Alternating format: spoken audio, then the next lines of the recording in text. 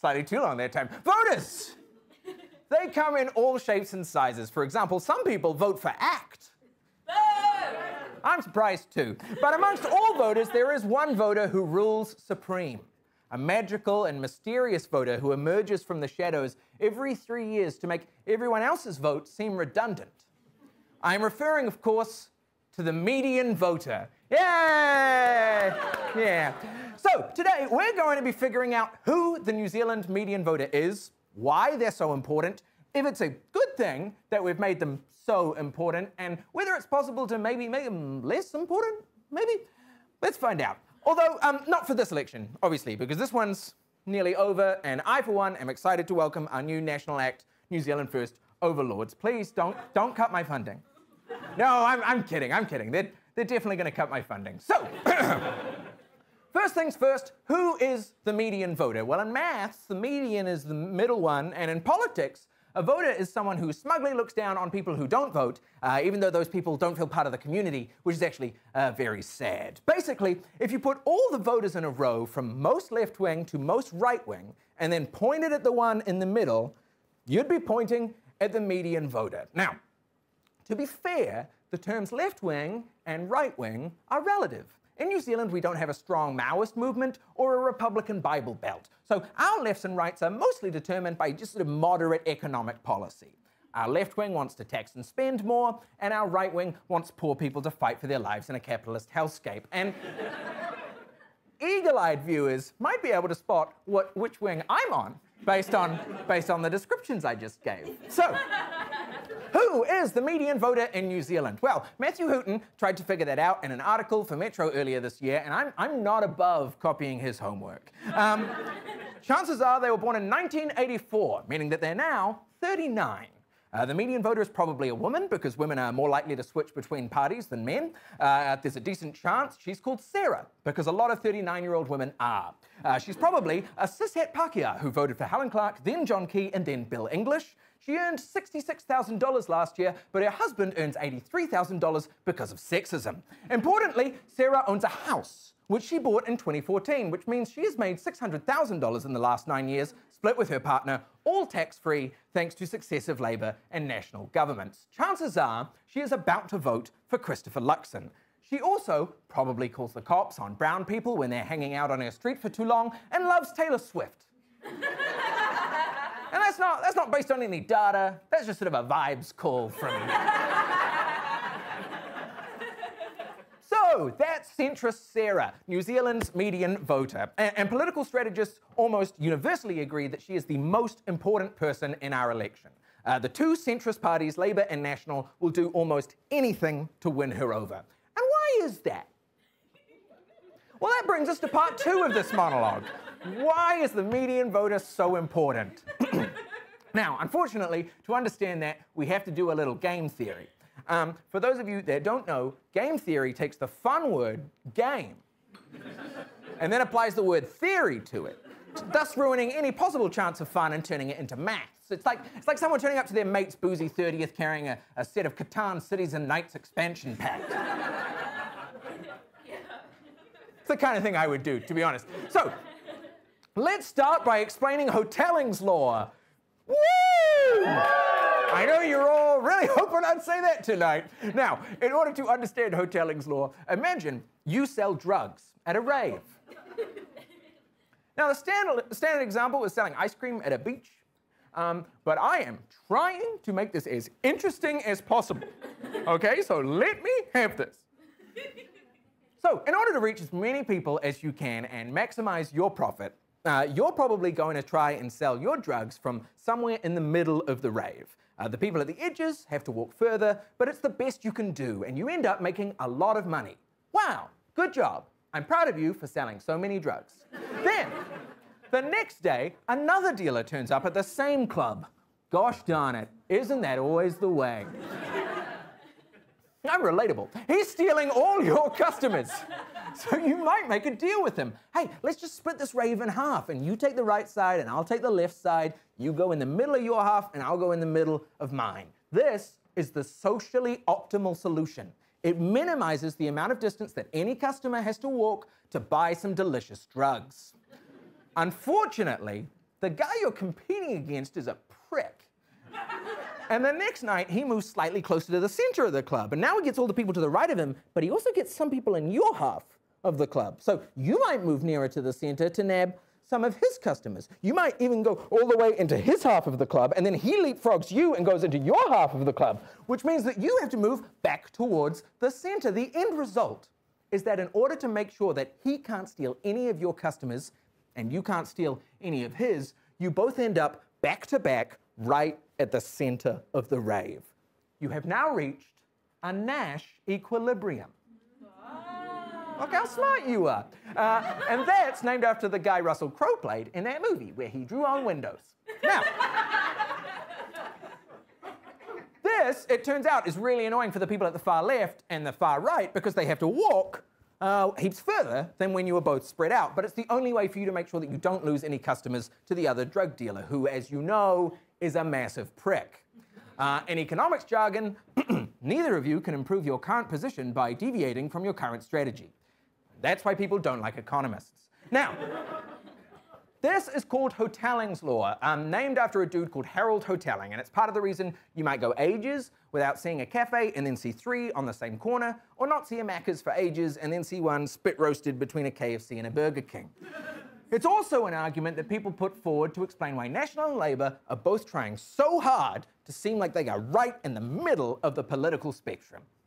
In 1957, a guy called Anthony Downs wrote a book called An Economic Theory of Democracy, which is just as exciting as it sounds.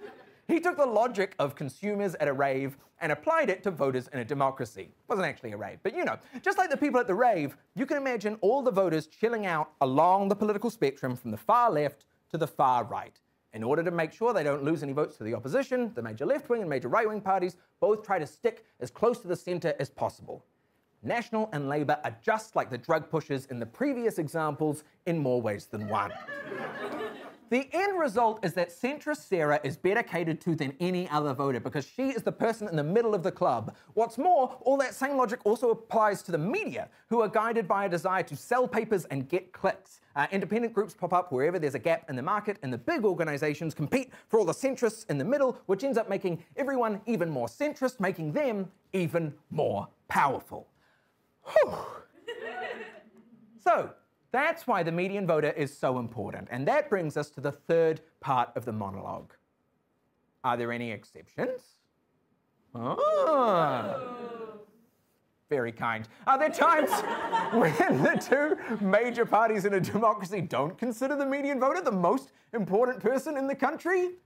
Yes. The answer is yes. There are exceptions, and I'm going to tell you about 4 of them because you've paid to see this show, and as a consequence, you deserve to learn things. Good for you. First, it's worth noting that when we talk about the median voter, we're excluding all the people who choose not to vote because they feel excluded from society. If they voted, then the median might be in a different place. The second reason that Labour and National might not compete for the centre is polarisation. If our democracy becomes really polarised and you have a lot of voters in a group on the left and you have a lot of voters grouped on the right, then it might make sense for each party to ditch the centre and move towards the clusters because there's bugger all people in the middle.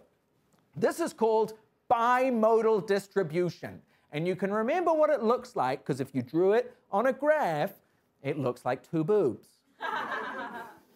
As opposed to normal distribution, which looks like 1 boob. And it's important to note that I had to send this monologue to a bunch of economists to get their feedback, and the boob and the drug analogies did make it very uncomfortable for me. But that was a choice I made.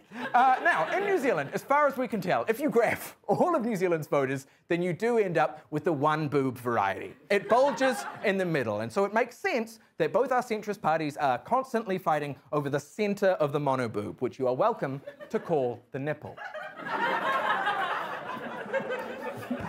If it helps you.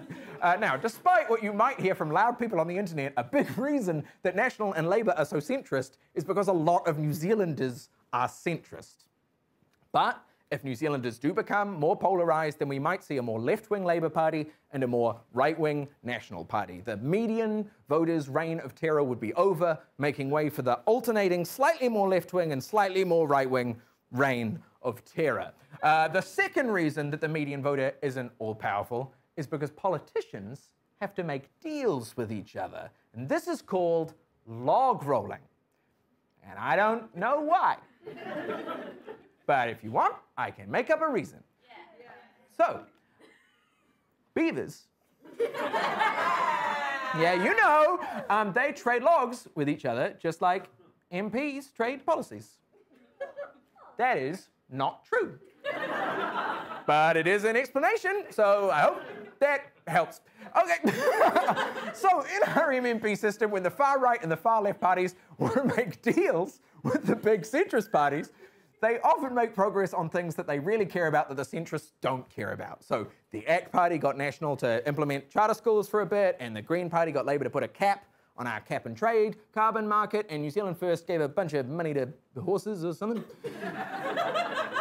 It's stuff that the median voter doesn't care about, but the way our system is set up, the centrist parties are willing to give these policies out to their partners. This draws importance away from the median voter and towards the mean voter, and you don't have to understand the maths of that, but basically it just means it's not just your position on the political spectrum that matters, it's also the amount you give a shit about any one issue.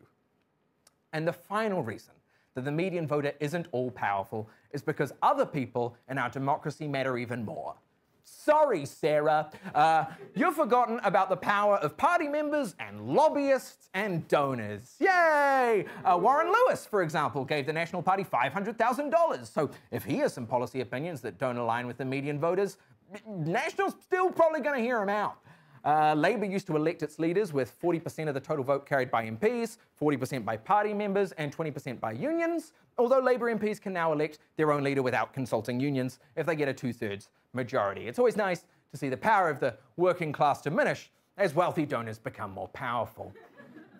Yay, democracy. There are also lobbyists, whether they're hired by big corporations or grassroots efforts run by people who care a lot about an issue. Lobbyists can pull government away from the median so long as the median voter doesn't notice or care too much. So, with all that in mind, there is one final question. How powerful do we want Sarah to be? Obviously, there are pretty radical issues we're dealing with at the moment. Climate change poses an existential threat to human civilization. Poverty drastically increased in the 1990s and has failed to return to pre-1990s levels, largely due to rising house prices, from which Sarah benefits. However, in a polarized society in which the median voter is less important, you have to deal with a system that alternates between left-wing and right-wing policies, and that makes it hard for anyone to plan for the future, and it also means that instead of always having a government you sort of hate, you have to alternate between a government you kind of like and then a government you really, really hate very much. And it's hard to know if that's better. In my opinion, the best outcome is that we stick with the stability of a democracy that tends towards the centre, but that centre moves.